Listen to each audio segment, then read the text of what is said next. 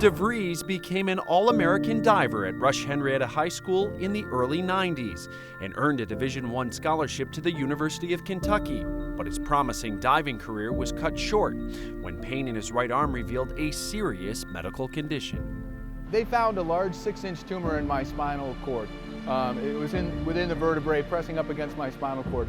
And they basically said I had a few weeks or a few months to live. I thought it was just a pinched nerve in my shoulder. And so when they told me that it was a large tumor growing into my brainstem, yeah, it was pretty traumatic and devastating. I don't know how to describe it other than you just see all your dreams fall apart.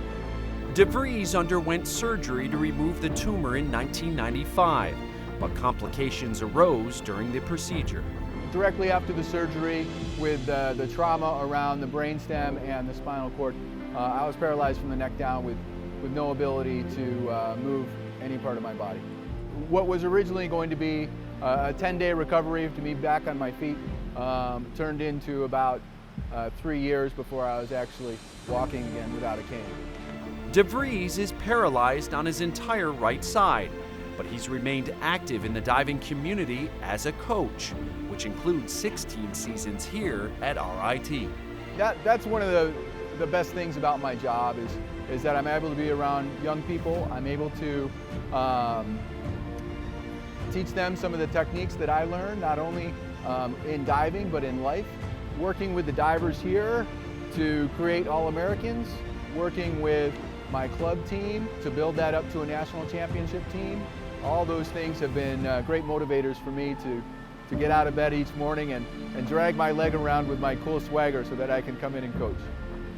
While his competitive diving days are behind him, Devries still ventures up the ladder and out onto the 3-meter springboard once a year for his annual birthday dive on October 30th. Being so competitive, when you initially started it, was it to prove to yourself that you could still do it? I think a lot of what I do is exactly that, to prove to myself, yeah, you know what, I can still do this. I've got enough function to get up the ladder, and I've done that dive thousands of times during my training, and that's the great thing. I go up there and I do it, and as soon as I start falling, my automatic systems kick in, and I just line up the way I have, even though I have zero control over my right side. For years, the annual plunge was something only a few had witnessed. But in 2017, video of the dive went viral, providing inspiration to many all over the world. It really caught me by surprise. Again, I've been doing this birthday dive for a while, and it just happened that the Rochester Democrat and Chronicle came and they sent it over to USA Today, and then it blew up. It really caught me by surprise. I had no idea that it was going to be that big. What does that one dive each year mean to you, to your family, and the student athletes that you teach?